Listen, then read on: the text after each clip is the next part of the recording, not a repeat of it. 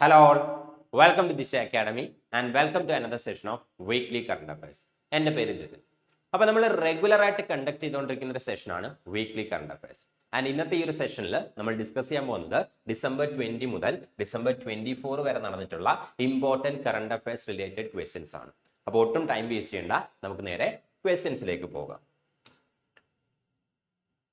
First question: What is a new terminal at Lokpriya Gopinath Bordoloi International Airport in Assam, also known as? ആസാമിലുള്ള Lokpriya Gopinath Bordoloi international എയർപോർട്ടിന്റെ പുതിയ ടെർമിനലിന്റെ പ്രത്യേകത എന്ത്, അല്ലെങ്കിൽ ആ ഒരു ടെർമിനലിന്റെ സവിശേഷത എന്താണ് എന്നാണ് question. Option A, India's first fully automated airport. Option B, India's first nature themed airport. Option C, India's largest airport, and option D, India's first green airport. ഇതിലേതാണ് ലോക്പ്രിയ ഗോപിനാഥ് ബോർദലോയ് ഇന്റർനാഷണൽ എയർപോർട്ടിന്റെ പുതിയ ടെർമിനലിന്റെ പ്രത്യേകത എന്നാണ് ക്വസ്റ്റ്യൻ. സോ കറക്റ്റ് ആൻസർ എന്ന് പറയുന്നത് it's option B, that is India's first nature themed airport. അതായത് ഇന്ത്യയിലെ നേച്ചറിന്റെ തീമിനെ ബേസ് ചെയ്തിട്ടുള്ള ഫസ്റ്റ് എയർപോർട്ട് ആണെന്ത് ഈ ഒരു ലോക്പ്രിയ ഗോപിനാഥ് ബോർദലോയ് ഇന്റർനാഷണൽ എയർപോർട്ടിന്റെ പുതിയ ടെർമിനൽ എന്ന് പറയുന്നത്. ആൻഡ് ഈ ഒരു പുതിയ ടെർമിനലിന്റെ തീം എന്താണെന്ന് ചോദിച്ചു കഴിഞ്ഞാൽ, സെൻട്രൽ തീം എന്താണെന്ന് ചോദിച്ചു കഴിഞ്ഞാൽ ബാംബു ഓർക്കിഡ്സ്. ബാംബു ഓർക്കിഡ്സ് ആണെന്ത് ഈ ഒരു പുതിയ ടെർമിനലിന്റെ സെൻട്രൽ തീം എന്ന് പറയുന്നത്. The central theme of the new terminal is bamboo orchids. Bamboo orchids എന്നുള്ളതാണെന്ത് ഈ ഒരു പുതിയ ടെർമിനലിന്റെ സെൻട്രൽ തീം എന്ന് പറയുന്നത്. സെൻട്രൽ തീം, ഈ ഒരു പുതിയ ടെർമിനലിന്റെ സെൻട്രൽ തീം എന്ന് പറയുന്നതാണ് it is bamboo orchids. Bamboo orchids ആണെന്ത് ഈ ഒരു പുതിയ ടെർമിനലിന്റെ സെൻട്രൽ തീം എന്ന് പറയുന്നത്. ഇനി ആരാണ് ഈ ലോക്പ്രിയ ഗോപിനാഥ് ബോർദലോയ് എന്ന് ചോദിച്ചു കഴിഞ്ഞാൽ, ഈ ഒരു ഇന്റർനാഷണൽ എയർപോർട്ടിന്റെ പേരെന്താണ്?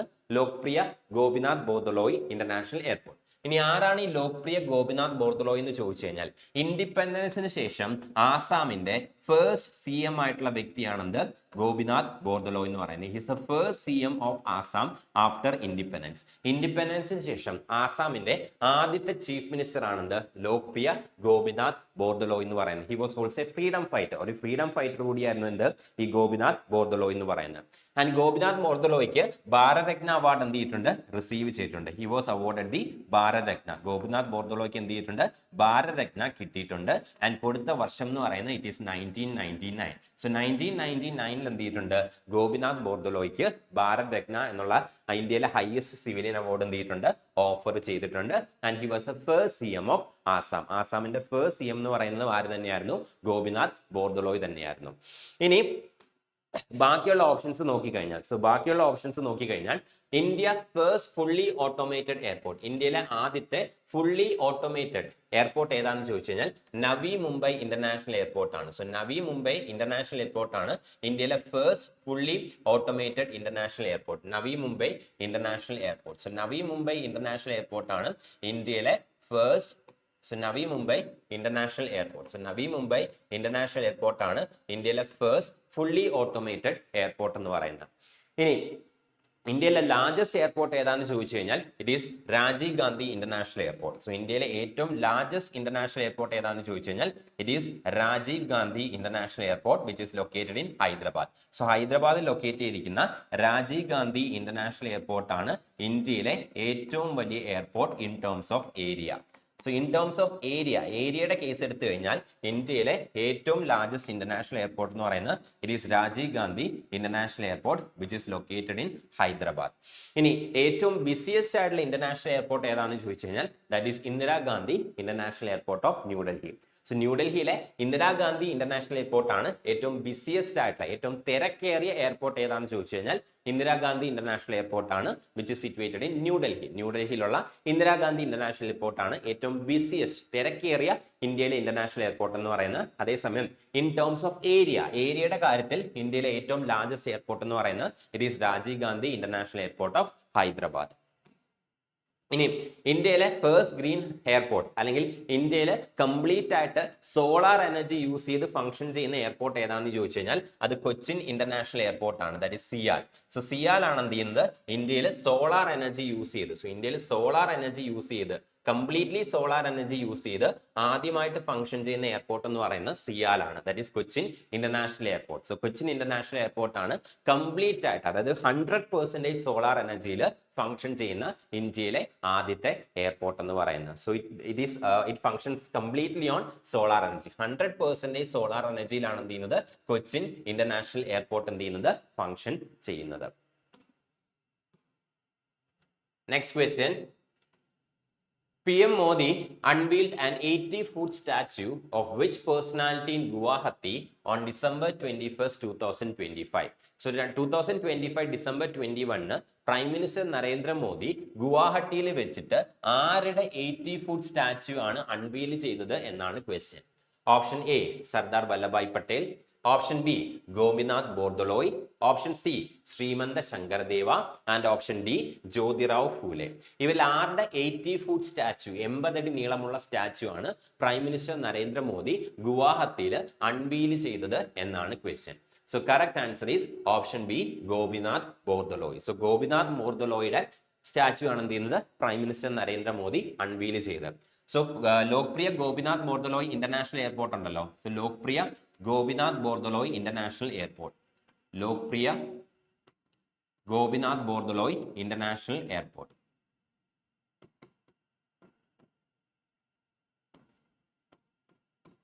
Lokpriya Gopinath Bordoloi international airport.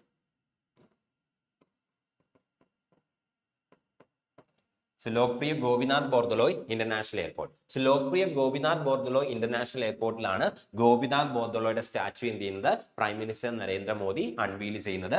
And നേരത്തെ പറഞ്ഞതുപോലെ തന്നെ ഗോപിനാഥ് ബോർദലോയ് ആണെന്ന് first CM of Assam. So ആസാമിന്റെ ഇൻഡിപെൻഡൻസിന് ശേഷം ആസാമിന്റെ ആദ്യത്തെ ചീഫ് മിനിസ്റ്റർ ആവുന്നത് ഗോപിനാഥ് ബോർദലോയ് ആണ്.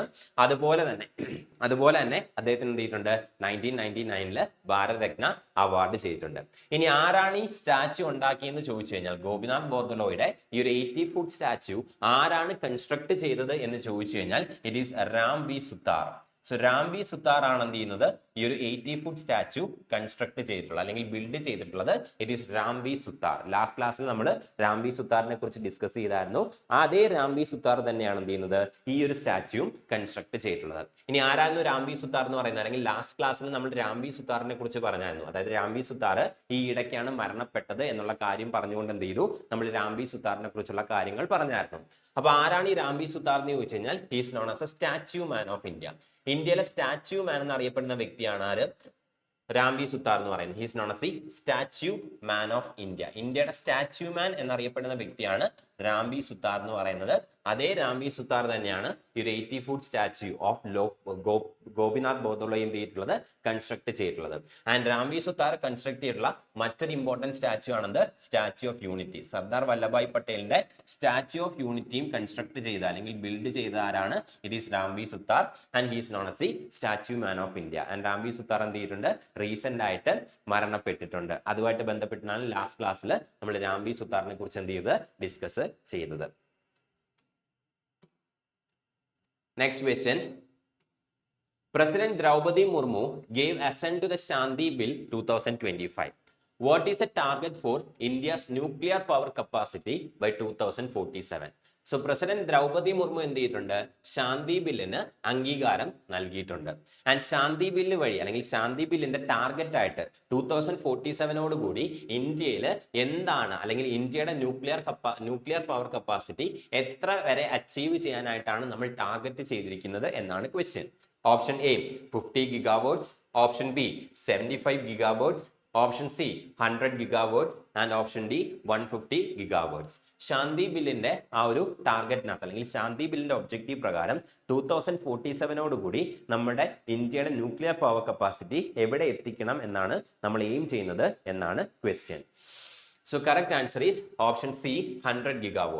സോ ശാന്തി ബില്ലിന്റെ ഒബ്ജക്റ്റീവ് പ്രകാരം 2047 കൂടി ഇന്ത്യയുടെ ന്യൂക്ലിയർ പവർ കപ്പാസിറ്റി 100 GW എത്തിക്കണം എന്നാണ് എന്ത് ചെയ്യുന്നത്, ഈ ഒരു ശാന്തി ബില്ല് വഴി നമ്മൾ എന്ത് ചെയ്യുന്നത്, എയിം ചെയ്യുന്നത്. ഇനി ഈ ഒരു ശാന്തി ബില്ലിന്റെ എക്സ്പാൻഷൻ അല്ലെങ്കിൽ എന്താണ് ശാന്തി ബിൽ എന്നുള്ള കാര്യം നമ്മൾ ലാസ്റ്റ് ക്ലാസ്സിൽ ഡിസ്കസ് ചെയ്തായിരുന്നു. ബട്ട് സ്റ്റിൽ നമുക്ക് ഒന്നും കൂടെ എന്താണ് ശാന്തി ബിൽ എന്നുള്ള കാര്യം നോക്കാം. സോ ശാന്തി ബിൽ എന്താണെന്ന് ചോദിച്ചു കഴിഞ്ഞാൽ sustainable harnessing sustainable harnessing and advancement of nuclear energy. And advancement of nuclear energy, sustainable harnessing and advancement of nuclear energy for transforming India. Sustainable harnessing and advancement of nuclear energy for transforming India. ഇതാണ് ശാന്തി ബില്ലിന്റെ അല്ലെങ്കിൽ ശാന്തി എന്നുള്ള ടേമിന്റെ expansion എന്ന് പറയുന്നത്. Sustainable harnessing and advancement of nuclear energy four transforming India. That is the expansion of Shanti Bill. Sustainable harnessing and advancement of nuclear energy for transforming India. ഇതാണ് ശാന്തിയുടെ expansion എന്ന് പറയുന്നത്. ഇനി എന്താണ് ഈ ശാന്തി ബിൽ എന്ന് ചോദിച്ചു കഴിഞ്ഞാൽ, ഇതുവരെ നമ്മുടെ ന്യൂക്ലിയർ സെക്ടർ എടുത്തു കഴിഞ്ഞാൽ അല്ലെങ്കിൽ ന്യൂക്ലിയർ എനർജി സെക്ടർ എടുത്തു കഴിഞ്ഞാൽ കംപ്ലീറ്റ് ആയിട്ട് എന്തായിരുന്നു, ഗവൺമെന്റിന്റെ കൺട്രോളിലായിരുന്നു. അതായത് 100% ന്യൂക്ലിയർ എനർജി എന്നുള്ളൊരു സെക്ടർ എന്തായിരുന്നു, ഗവൺമെന്റിന്റെ കൺട്രോളിലായിരുന്നു.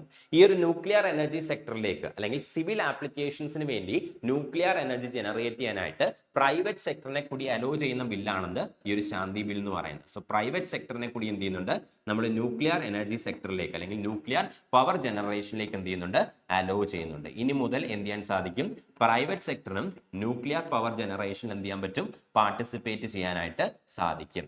അതുവഴി നമ്മുടെ ന്യൂക്ലിയർ പവർ കപ്പാസിറ്റി എന്ത് ചെയ്യുക, ഇൻക്രീസ് ചെയ്യുക എന്നുള്ളതാണ് ഈ ഒരു ശാന്തി ബില്ല് വെച്ചിട്ട് എന്ത് ചെയ്യുന്നത്, നമ്മൾ എയിം ചെയ്യുന്നത്. പക്ഷേ ഇവിടെ പ്രൈവറ്റ് സെക്ടറിന് എന്താണ്, ഒരു ഫ്രീ ഹാൻഡ് നമ്മൾ കൊടുക്കുന്നില്ല. പ്രൈവറ്റ് സെക്ടറിന് എന്ത് മാത്രമേ ചെയ്യാൻ പറ്റൂ, മൈനോറിറ്റി ഷെയർസ്, അതായത് 49% മാത്രമാണ് എന്ത് ചെയ്യുന്നത്, പ്രൈവറ്റ് സെക്ടറിന് ഓൺ ചെയ്യാൻ പറ്റുന്ന ഷെയർസ് എന്ന് പറയുന്നത്. മൈനോറിറ്റി ഷെയർസ് മാത്രമേ എന്ത് ചെയ്യാൻ സാധിക്കൂ, ഒരു കമ്പനിയിൽ ഈ ഒരു പ്രൈവറ്റ് സെക്ടറിന് ഓൺ ചെയ്യാൻ സാധിക്കൂ. അതായത് ശാന്തി ബില്ല് പ്രകാരം സിവിൽ ആപ്ലിക്കേഷൻസിന് വേണ്ടിയിട്ട് അല്ലെങ്കിൽ സിവിൽ ആപ്ലിക്കേഷൻസിന് വേണ്ടിയിട്ടുള്ള ന്യൂക്ലിയർ എനർജി ജനറേറ്റ് ചെയ്യാനായിട്ട് എന്ത് ചെയ്യാൻ സാധിക്കും, ന്യൂക്ലിയർ പവർ പ്ലാന്റ്സ് ഒക്കെ എസ്റ്റാബ്ലിഷ് ചെയ്യാനും അഡ്മിനിസ്റ്റർ ചെയ്യാനും ഡീകമ്മീഷൻ ചെയ്യാനായിട്ടും പ്രൈവറ്റ് സെക്ടറിന് സാധിക്കും. പക്ഷെ ന്യൂക്ലിയർ പവർ പ്ലാന്റിന്റെ മൈനോറിറ്റി ഷെയർസ്, അതായത് മാക്സിമം 49% ഷെയർസ് മാത്രമേ എന്ത് ചെയ്യാൻ സാധിക്കൂ, ഈ ഒരു പ്രൈവറ്റ് സെക്ടറിന് കൈവശം വെക്കാനായിട്ട് സാധിക്കൂ.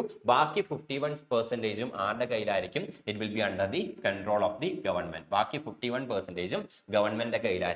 49% മാത്രമാണ് പ്രൈവറ്റ് സെക്ടറിന് ഷെയർസ് പർച്ചേസ് ചെയ്യാനായിട്ട് കഴിയുന്നത് in the India's nuclear energy sector.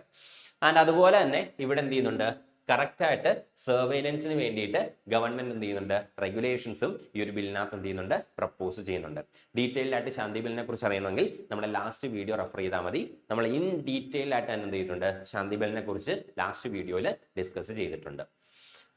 അപ്പോൾ ഇതൊക്കെയാണ് അതിന്റെ ഇമ്പോർട്ടൻറ്റ് പ്രൊവിഷൻസ് ആയിട്ട് പറയാനുള്ളത്. Okay, next question. What is a theme for Swachh Survekshan 2025-26? 2025-26 Swachh സർവേക്ഷന്റെ തീം എന്താണ് എന്നാണ് ക്വസ്റ്റ്യൻ. ഓപ്ഷൻ എ, സ്വച്ഛതാ കി നയി പഹേൽ ബഡായേൻ ഹാത്ത് കരേൻ സഫായി സാത്ത്. സ്വച്ഛതാ കി നയി പഹേൽ ബഡായേൻ ഹാത്ത് കരേൻ സഫായി സാത്ത്. ऑप्शन बी, स्वच्छता के लिए समर्पण. ऑप्शन सी, सफाई से समृद्धि. ആൻഡ് ഓപ്ഷൻ ഡി, നയി ശുരുവാത് സ്വച്ഛതാ കി യാത്ര. ഇവയിൽ ഏതാണ് സ്വച്ഛ് സർവേക്ഷൺ 2025-26ന്റെ സെൻട്രൽ തീം എന്നാണ് question. So the correct answer is option A, സ്വച്ഛതാ കി നയി പഹേൽ ബഡായേൻ ഹാത്ത് കരേൻ സഫായി സാത്ത്. ഇതാണെന്ത് സ്വച്ഛ് സർവേക്ഷൺ 2025-26ന്റെ സെൻട്രൽ തീം എന്ന് പറയുന്നത്. അതായത് സിംപ്ലി ഇത്രയേ ഉള്ളൂ, ജോയിൻ ഹാൻഡ്സ് ക്ലീൻ ടുഗദർ. ഇതാണെന്ത് join hands clean together.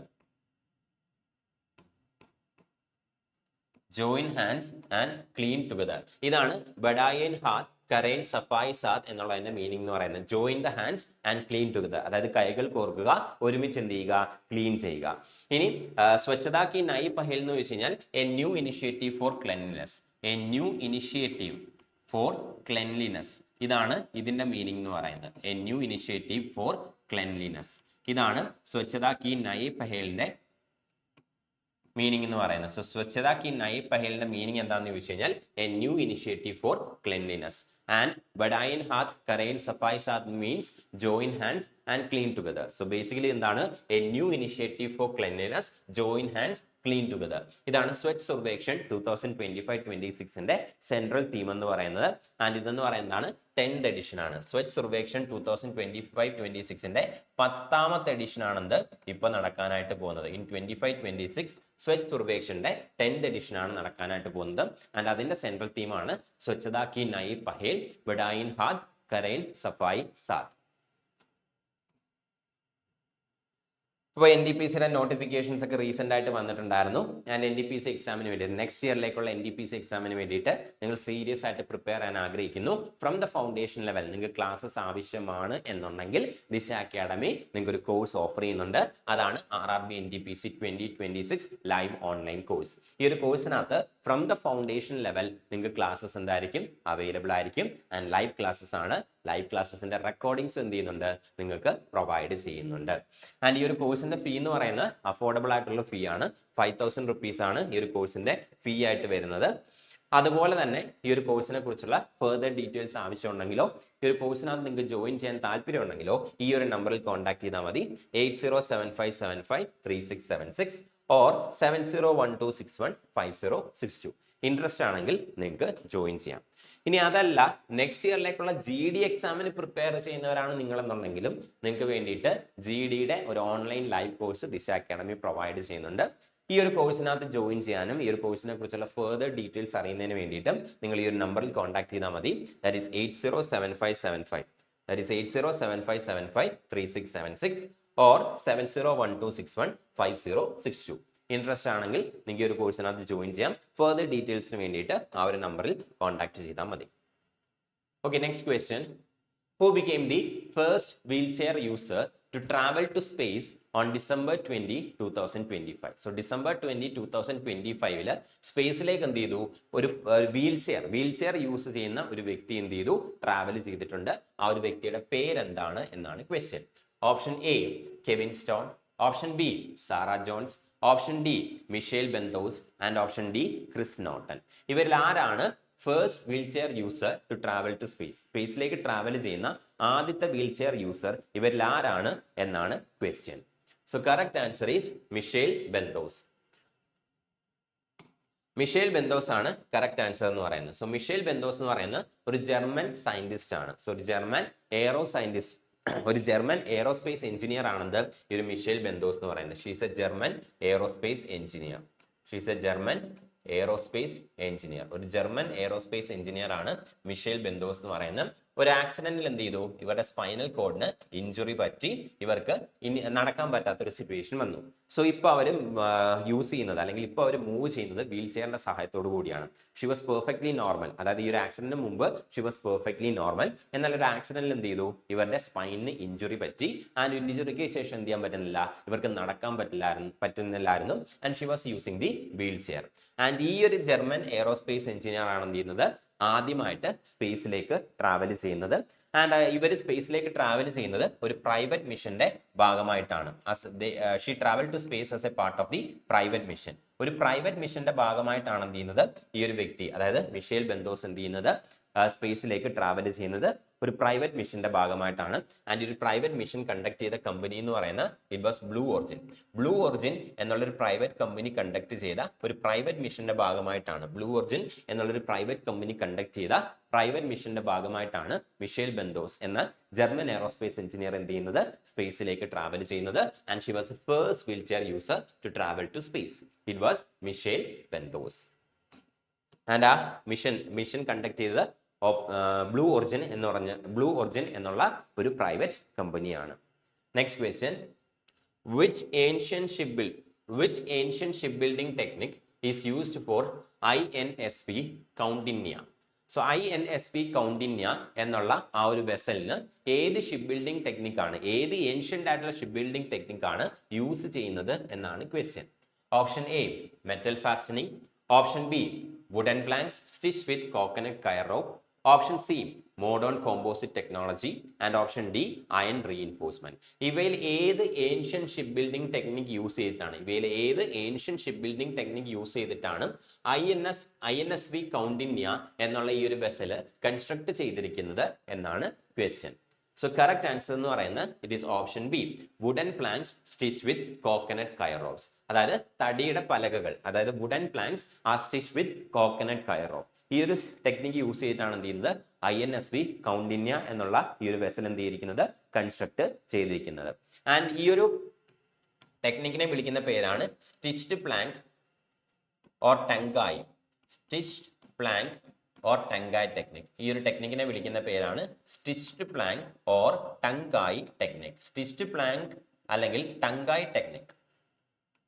Stitched plank അല്ലെങ്കിൽ ടങ്കായ് ടെക്നിക് എന്നാണ് ഈ ഒരു ടെക്നിക്കിനെ വിളിക്കുന്ന പേര്. Stitched plank or Tankai technique. Stitched plank അല്ലെങ്കിൽ ടങ്കായ് ടെക്നിക് എന്നുള്ളതാണത് ഈ ഒരു ടെക്നിക്കിനെ വിളിക്കുന്ന പേരെന്ന് പറഞ്ഞത്.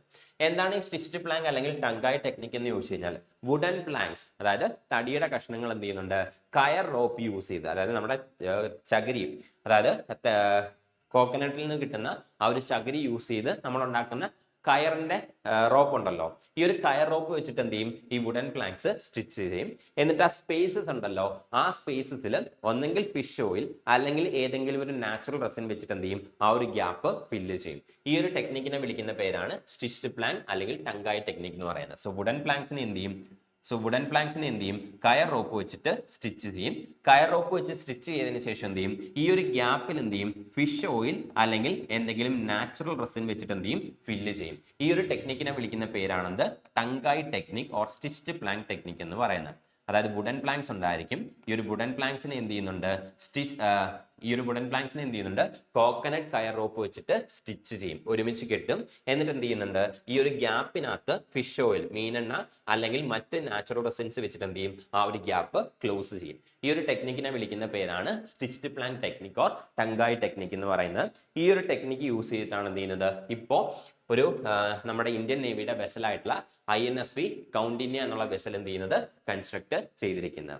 ഇനി INSV കൗണ്ടിന്യക്ക് മറ്റൊരു പ്രത്യേകത കൂടിയുണ്ട്. അതായത് നമ്മുടെ അജന്ത കേവ് പെയിന്റിങ്സ് ഉണ്ടല്ലോ, ഈ ഒരു അജന്ത കേവ് പെയിന്റിങ്സിൽ ഡെപ്പിക്ട് ചെയ്തിട്ടുള്ള ഒരു വെസലിന്റെ മോഡലിലാണ്, അജന്ത കേവ് പെയിന്റിങ്സിൽ ഡെപ്പിക്ട് ചെയ്തിട്ടുള്ള അല്ലെങ്കിൽ മാർക്ക് ചെയ്തിട്ടുള്ള ഒരു മോഡൽ ഉണ്ട്. ഈ ഒരു വെസൽ മോഡൽ വെച്ചിട്ടാണ് എന്ത് ചെയ്യുന്നത്, ഈ ഒരു INSV കൗണ്ടിന്യം എന്ത് ചെയ്തിരിക്കുന്നത്, കൺസ്ട്രക്ട് ചെയ്തിരിക്കുന്നത്. അജന്ത കേവ് പെയിന്റിങ്സിനകത്ത് പണ്ട് കാലത്തുള്ള ഒരു വെസലിന്റെ മോഡൽ എന്ത് ചെയ്തിട്ടുണ്ട്, ഡെപ്പിക്ട് ചെയ്തിട്ടുണ്ട്, വരച്ച് വെച്ചിട്ടുണ്ട്.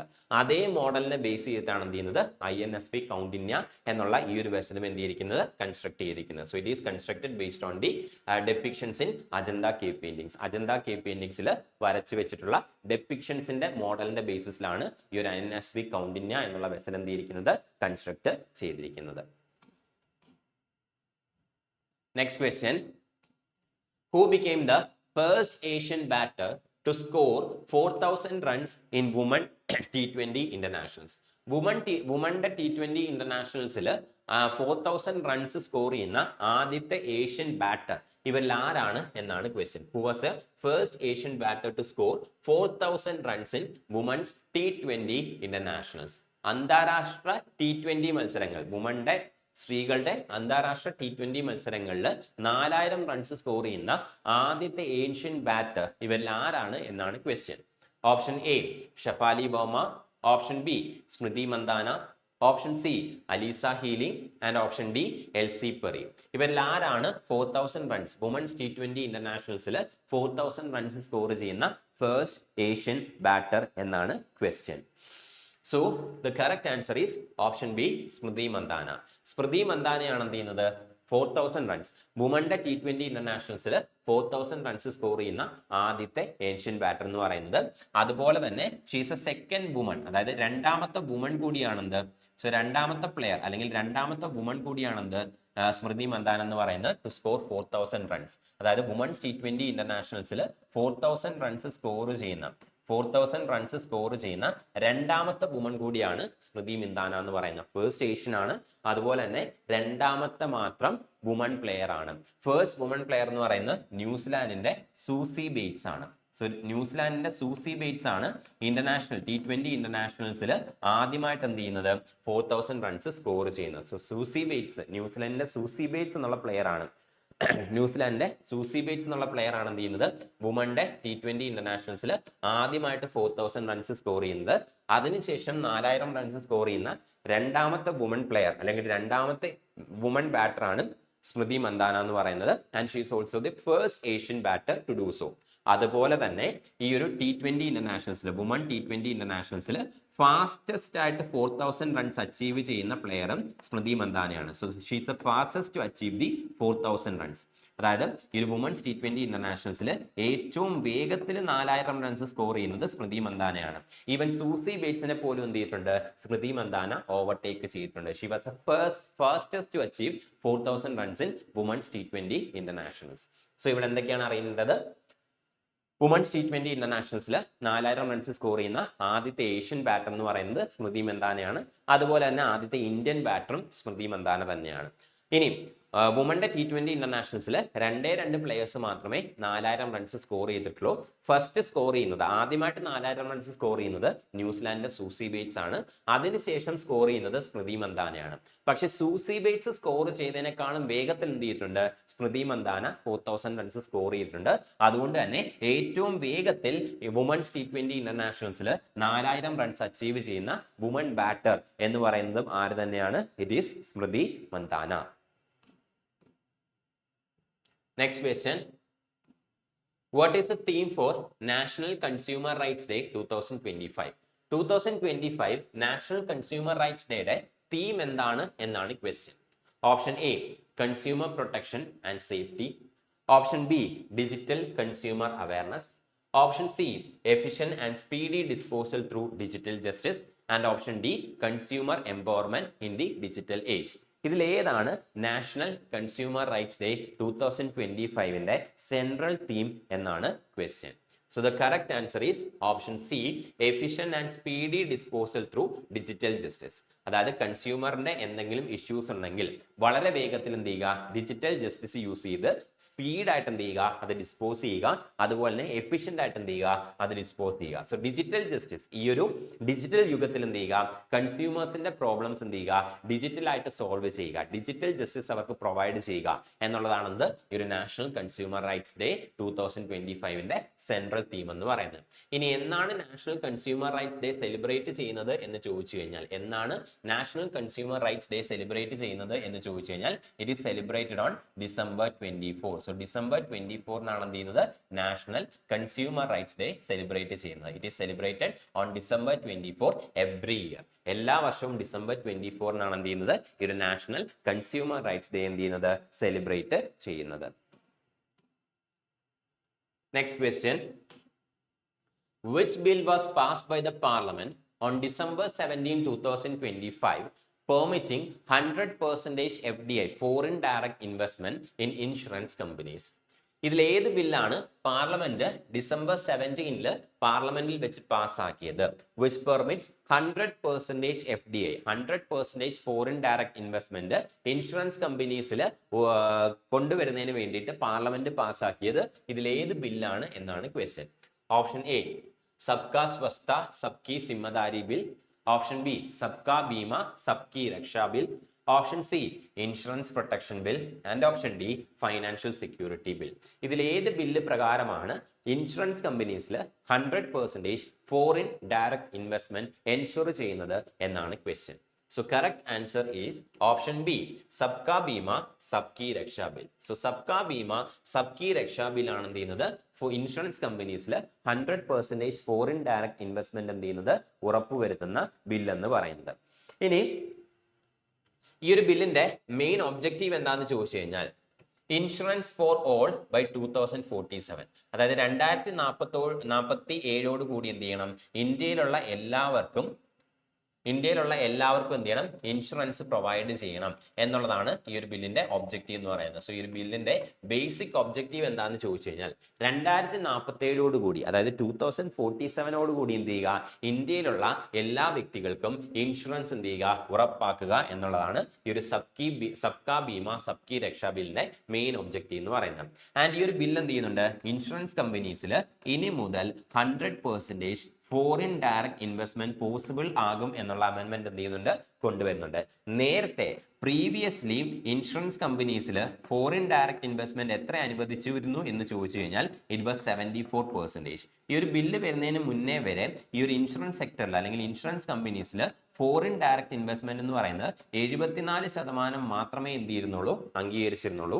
ഈ 74%ആണ് എന്ത് ചെയ്യുന്നത്, ഈ ഒരു സബ്കാ ബീമ സബ്കി രക്ഷാ ബിൽ എന്ത് ചെയ്യുന്നത് 100% ആയിട്ട് ഇൻക്രീസ് ചെയ്യുന്നത്. സോ പ്രീവിയസ്ലി ലിമിറ്റ് എന്ന് പറയുന്നത് 74% ആയിരുന്നു. അതായത് ഇൻഷുറൻസ് കമ്പനീസിൽ ഫോറിൻ ഡയറക്റ്റ് ഇൻവെസ്റ്റ്മെന്റ് എന്ന് പറയുന്നത് 74% മാത്രമേ പറ്റുള്ളായിരുന്നുള്ളൂ. എന്നാൽ ഈ ഒരു ബിൽ എന്ത് ചെയ്യുന്നുണ്ട്, FDI ഇൻഷുറൻസ് കമ്പനീസിലുള്ള ഫോറിൻ ഡയറക്റ്റ് ഇൻവെസ്റ്റ്മെന്റ് എന്ത് ചെയ്യുന്നുണ്ട് 100% ഇൻക്രീസ് ചെയ്യുന്നുണ്ട്. മെയിൻ എയിം എന്താണെന്ന് ചോദിച്ചു കഴിഞ്ഞാൽ 2047 കൂടി എന്ത് ചെയ്യുക, ഇന്ത്യയിലുള്ള എല്ലാവർക്കും ഇൻഷുറൻസ് കവറേജ് എന്ത് ചെയ്യുക, ഉറപ്പാക്കുക എന്നുള്ളതാണ് ഈ ഒരു ബില്ലിന്റെ മെയിൻ എയിം എന്ന് പറയുന്നത്. Next question. The Sabka Bima Sabki Raksha Bill amends 3 major insurance laws. Which one is not among them? സബ്കാ ബീമ സബ്കി രക്ഷാ ബിൽ എന്ത് ചെയ്യുന്നുണ്ട്, നിലവിലുള്ള 3 ഇൻഷുറൻസ് ലോസിനെ 3 ഇൻഷുറൻസ് നിയമങ്ങളെ റീപ്ലേസ് ചെയ്യുന്നുണ്ട്. ഇതിൽ ഏതാണ് അതിൽ ഉൾപ്പെടാത്തത് എന്നാണ് question. Option A insurance act of 1938, option B life insurance corporation act LIC act of 1956, option C insurance regulatory and development authority act of 1999 and option D pension funds regulatory authority act of 2013. ഇപ്പോൾ 2025 parliament പാസ്സാക്കിയിട്ടുള്ള സബ്കാ Bima Sabki Raksha bill, അതായത് 100% FDI insurance കമ്പനീസിൽ 100% FDI hello ചെയ്യുന്നതിന് വേണ്ടിയിട്ട് government കൊണ്ടുവന്നിട്ടുള്ള സബ്കാ Bima Sabki Raksha bill എന്ത് ചെയ്യുന്നുണ്ട്, ഇന്ത്യയിലുള്ള 3 മേജർ ഇൻഷുറൻസ് ലോസിനെ അമെൻഡ് ചെയ്യുന്നുണ്ട്. ഏതാണ് അതിൽ ഉൾപ്പെടാത്തത് എന്നാണ് question. So correct answer is option D pension funds regulatory authority act 2013. ഈ ഒരു ലോ മാത്രമാണ് എന്ത് ചെയ്യുന്നത്, ഈ ഒരു ബില്ല് അമെൻഡ് ചെയ്യാത്ത അല്ലെങ്കിൽ റീപ്ലേസ് ചെയ്യാത്തത്. ബാക്കി 3 ലോസിനെയും, അതായത് ഈ ഒരു സബ്കാ ബീമ സബ്കി രക്ഷാ ബിൽ എന്ത് ചെയ്യുന്നുണ്ട്, നിലവിൽ ഇന്ത്യയിലുള്ള 3 ഇൻഷുറൻസ് ലോസിനെ എന്ത് ചെയ്യുന്നുണ്ട്, റീപ്ലേസ് ചെയ്യുന്നുണ്ട്. ഇൻഷുറൻസ് ആക്ട് ഓഫ് 1938 റീപ്ലേസ് ചെയ്യുന്നുണ്ട്. Life insurance corporation act LIC act of 1956 replace ചെയ്യുന്നുണ്ട്. അതുപോലെ തന്നെ insurance regulatory and development authority act 1999 ഈ നിയമത്തിനെ എന്ത് ചെയ്യുന്നുണ്ട്, റീപ്ലേസ് ചെയ്യുന്നുണ്ട്. സോ ദ സബ്കാ ബീമ സബ്കി രക്ഷാ ബിൽ എന്ത് ചെയ്യുന്നുണ്ട്, ഇന്ത്യയിലുള്ള 3 insurance laws insurance act of 1938, LIC act of 1956 and insurance regulatory and development authority act, that is IRDAI act. So IRDAI act 1999 അതിനെ എന്ത് ചെയ്യുന്നുണ്ട്, റീപ്ലേസ് ചെയ്യുന്നുണ്ട്. ഇതിൽ സബ്കാ ബീമ സബ്കി രക്ഷാ ബിൽ റീപ്ലേസ് ചെയ്യാത്തത് ഈ ഒരു pension funds regulatory authority act 2013 മാത്രം ആണ്. Next question. Which warship did the Indian Navy recently receive, further strengthening India's maritime security and indigenous defense manufacturing? Indian Navy recent ആയിട്ട് റിസീവ് ചെയ്ത വാർഷിപ്പ് ഇവയിൽ ഏതാണ് എന്നാണ് question. Option A destroyer, option B Mahe, option C Anjadip and option D Arnala. ഇവയിൽ ഏതാണ് recent ആയിട്ട് Indian Navy receive ചെയ്ത warship എന്നാണ് ക്വസ്റ്റ്യൻ. സോ കറക്റ്റ് ആൻസർ എന്ന് പറയുന്നത് it is option C Anjadip. Anjadip ആണ് റീസെന്റ് ആയിട്ട് ഇന്ത്യൻ നേവി റിസീവ് ചെയ്തിട്ടുള്ള വാർഷിപ്പ് എന്ന് പറയുന്നത്. സോ അൻസ്ദീപ് എന്താണെന്ന് ചോദിച്ചു കഴിഞ്ഞാൽ it is an anti submarine warfare. ഇതൊരു anti submarine warfare it is an anti submarine warfare shallow water aircraft ആണ്. It is an anti submarine warfare shallow water aircraft. shallow water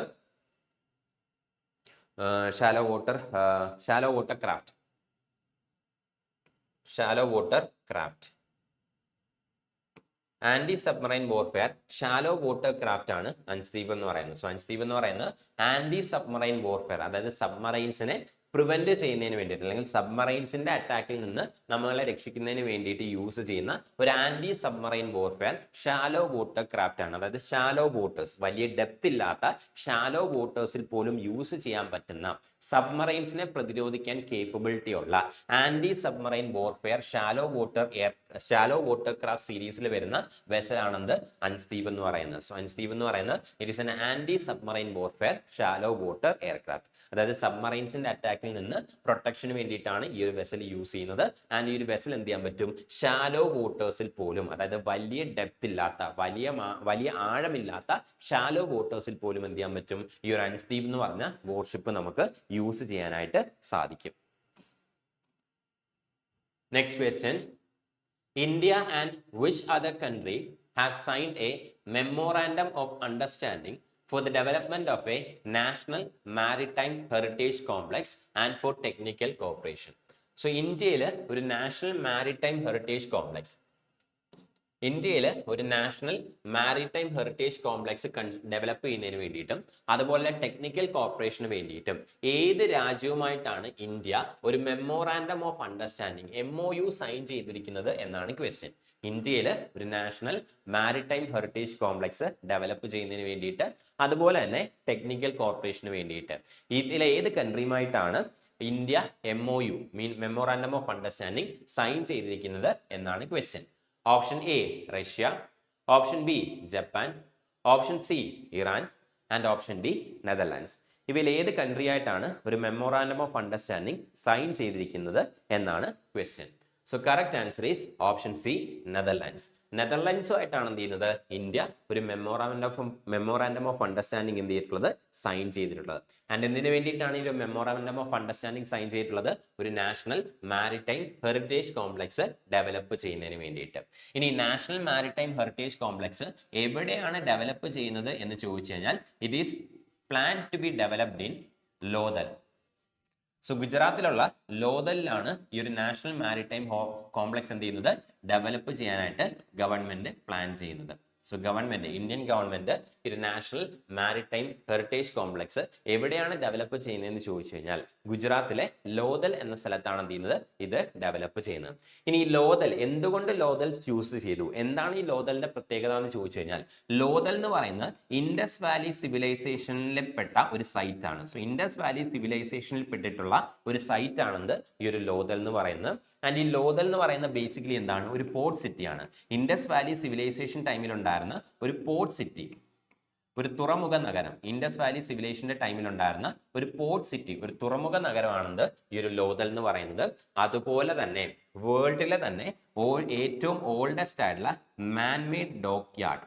so oldest man-made dock yard of the world, അതായത് കപ്പലൊക്കെ അടുപ്പിക്കുന്ന dock yard ഉണ്ടല്ലോ, അതായത് വേൾഡിലെ തന്നെ ആദ്യമായിട്ടുള്ള man-made dock yard situate ചെയ്തിരിക്കുന്നത് ഈ ഒരു ലോഥലിലാണ്. So Lothal എന്ന് പറയുന്ന ഒരു ഇൻഡസ് വാലി സിവിലൈസേഷൻ സൈറ്റ് ആണ്. ലോഥൽ എന്ന് പറയുന്നത് എന്തായിരുന്നു, IVC ഇൻഡസ് വാലി സിവിലൈസേഷന്റെ ടൈമിൽ ഒരു പോർട്ട് സിറ്റി ആയിരുന്നു. ആൻഡ് ഇവിടെയാണ് വേൾഡിലെ തന്നെ ഏറ്റവും ഓൾഡസ്റ്റ് ആയിട്ടുള്ള, ഏറ്റവും പഴക്കം ചെന്ന മാൻമെയ്ഡ് ഡോക്ക് യാർഡ് എന്ത് ചെയ്തിട്ടുള്ളത്, കണ്ടെത്തിയിട്ടുള്ളത്. അതായത് കപ്പലൊക്കെ അടുപ്പിക്കാനായിട്ടുള്ള dock yard, manmade dock yard, ഏറ്റവും ഓൾഡസ്റ്റ് ആയിട്ടുള്ള മാൻമെയ്ഡ് ഡോക്ക് യാർഡ് നമുക്ക് കാണാൻ സാധിക്കുന്നത് ഈ ഒരു ലോഥലിൽ ആണ്. അതുകൊണ്ടാണ് നാഷണൽ മാരിടൈം ഹെറിറ്റേജ് കോംപ്ലക്സ് എന്ത് ചെയ്യുന്നത്, ലോഥലിൽ കൺസ്ട്രക്ട് ചെയ്യാൻ അല്ലെങ്കിൽ ലോഥലിൽ ഡെവലപ്പ് ചെയ്യാനായിട്ട് എന്ത് ചെയ്തിട്ടുള്ളത്, ഗവൺമെന്റ് ഡിസൈഡ് ചെയ്തിട്ടുള്ളത്. Next question, recent in which city will the PESA Mahotsav be organized by the Ministry of Panchayati Raj and Tribal Affairs? Ministry of Panchayati Raj and Tribal Affairs ഇവയിൽ ഏത് സിറ്റിയിലായിരിക്കും പെസ മഹോത്സവ് കണ്ടക്ട് ചെയ്യുന്നത് or host ചെയ്യുന്നത് എന്നാണ് question. So option A Kolkata, option B Hyderabad, option C Visakhapatnam and option D none of the above.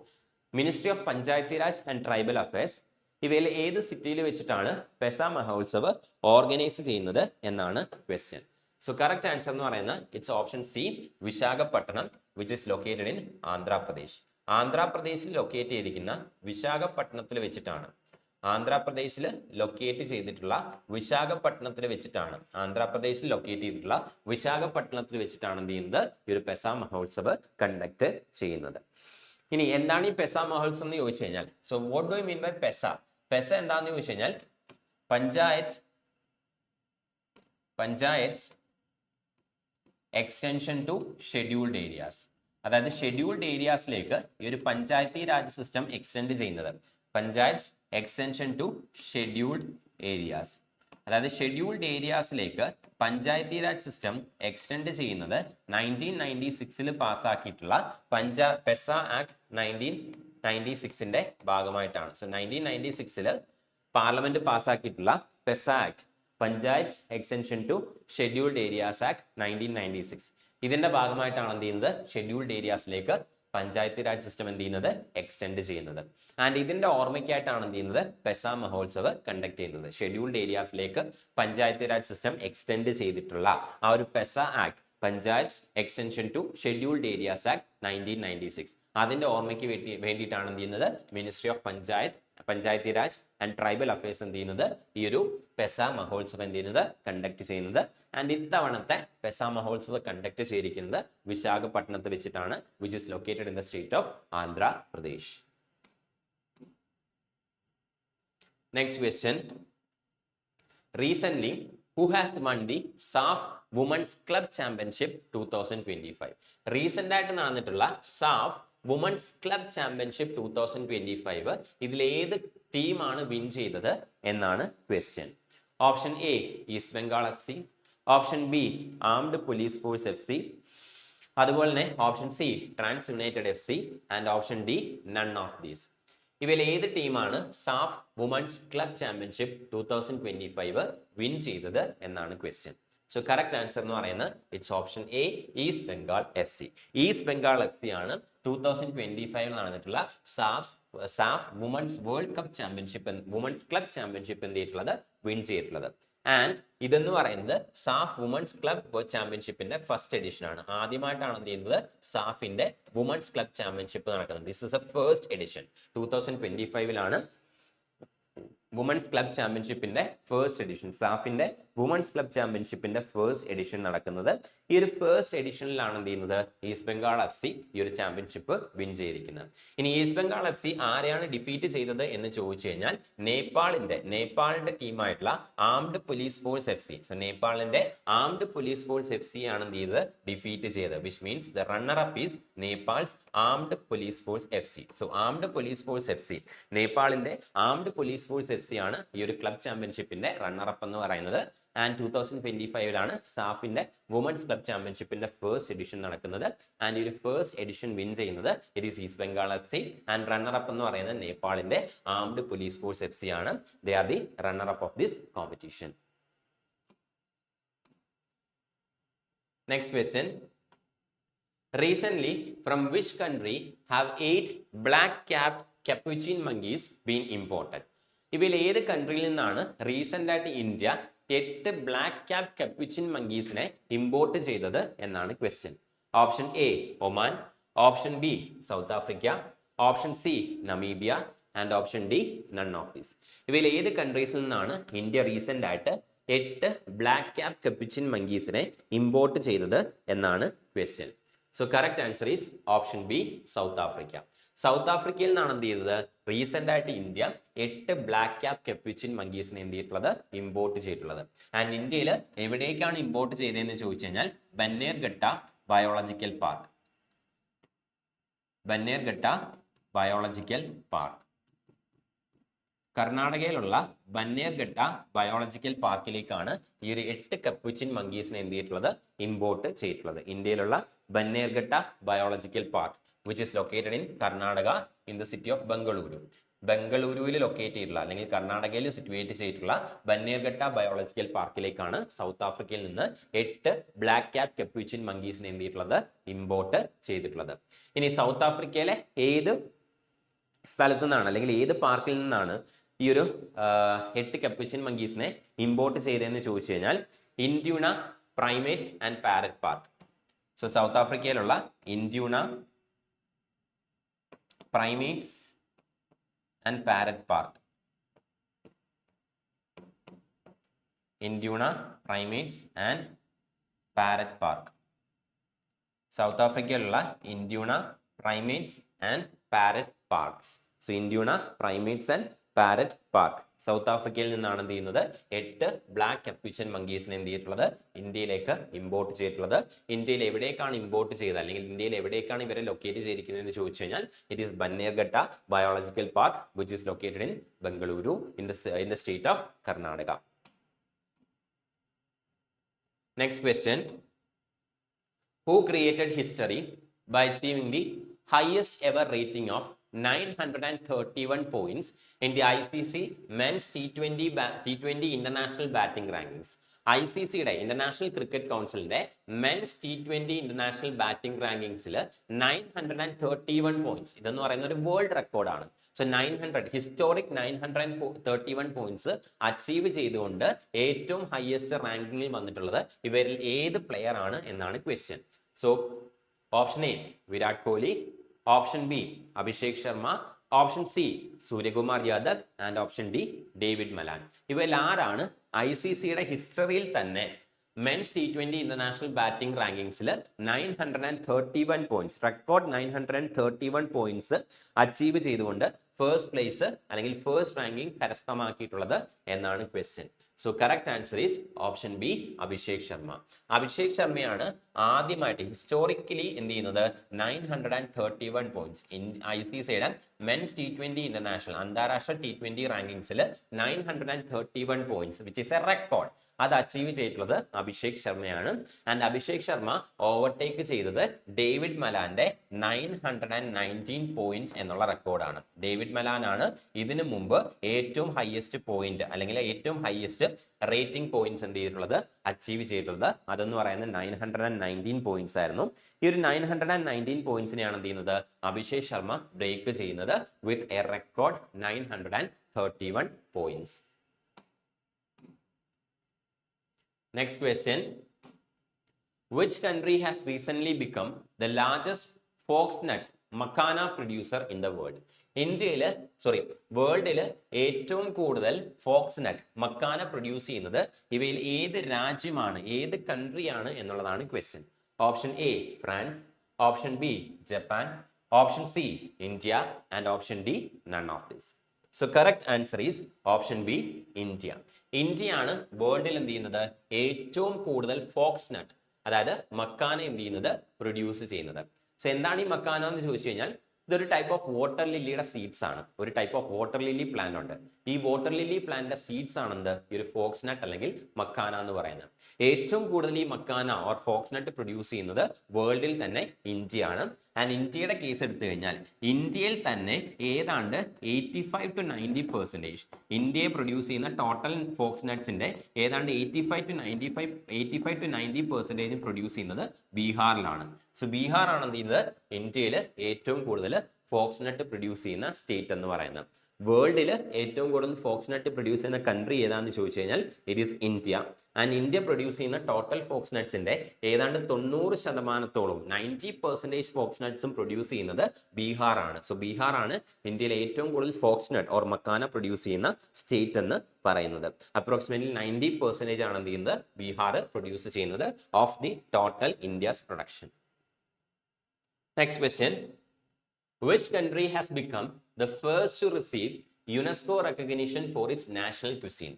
ഇതിൽ ഏത് കൺട്രിക്കാണ് അവരുടെ national ക്യുസീന് യുനെസ്കോയുടെ recognition കിട്ടിയത് എന്നാണ് ക്വസ്റ്റ്യൻ. വേൾഡിലെ ഒരേ ഒരു കൺട്രിക്ക് മാത്രമേ ഇതുവരെ എന്ത് ചെയ്തിട്ടുള്ളൂ അവരുടെ നാഷണൽ ക്യുസീന് യുനെസ്കോയുടെ റെക്കഗ്നീഷൻ കിട്ടിയിട്ടുള്ളൂ. അത് ഏത് കൺട്രിയാണ് എന്നാണ് question. Option A France, option B Japan, option C Italy and option D Mexico. ഇവയിൽ ഏത് കൺട്രിയുടെ നാഷണൽ ക്യുസീൻ ആണ് for the first time in the world ലോകത്തിൽ ആദ്യമായിട്ട് യുനെസ്കോയുടെ റെക്കഗ്നീഷൻ കിട്ടുന്നത് എന്നാണ് question. So correct answer is option C Italy. ഇറ്റലിക്കാണ് എന്ത് ചെയ്യുന്നത് വേൾഡിൽ ആദ്യമായിട്ട് എന്ത് ചെയ്യുന്നത് അവരുടെ നാഷണൽ ക്യുസീന് ടോട്ടലായിട്ട് എന്ത് ചെയ്യുന്നത് യുനെസ്കോയുടെ റെക്കഗ്നീഷൻ കിട്ടുന്നത്. നേരത്തെ എങ്ങനെയാന്ന് വെച്ച് കഴിഞ്ഞാൽ പല കൺട്രീസിനും അവരുടെ ചില ഡിഷസിന് അല്ലെങ്കിൽ ഒരു കൺട്രിയിലുള്ള ചില ഡിഷസിന് എന്ത് ചെയ്തിട്ടുണ്ട് നേരത്തെ യുനെസ്കോ റെക്കഗ്നീഷൻ കൊടുത്തിട്ടുണ്ട്. എന്നാൽ ഒരു കൺട്രിയുടെ നാഷണൽ ക്യുസീനിൽ പെടുന്ന എല്ലാ ഡിഷസിനെയും അല്ലെങ്കിൽ നാഷണൽ ക്യുസീനെ എൻ്റയർ ആയിട്ട് യുനെസ്കോ റെക്കഗ്നൈസ് ചെയ്യുന്നത് ആദ്യത്തെ തവണയാണ്. നേരത്തെ യുനെസ്കോ ചെയ്തുകൊണ്ടിരുന്നത്, അല്ലെങ്കിൽ നേരത്തെ തൊട്ട് മുന്നേ വരെ യുനെസ്കോ പല കൺട്രീസിലെയും ചില ഡിഷസിന് എന്ത് ചെയ്തിട്ടുണ്ട്, റെക്കഗ്നിഷൻ കൊടുത്തിട്ടുണ്ട്.